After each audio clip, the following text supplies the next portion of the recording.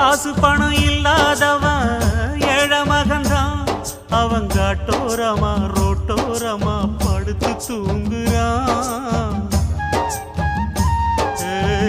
சொத்து சொகம் உள்ளவனோ செல்வ மகன்தான். அவன் பஞ்சு மெத்த போட்டிருந்தும் முழிச்சு ஏங்குறான். எது மற்ற பேர்களுக்கு ஏது கவலை? 4 காசு வச்சிருந்தா 100 கவலை. இங்கு ஆசை வச்ச நெஞ்சுக்கெல்லாம் அமைதி இல்லையே. என்ன வேலை அது என்ன வேலை?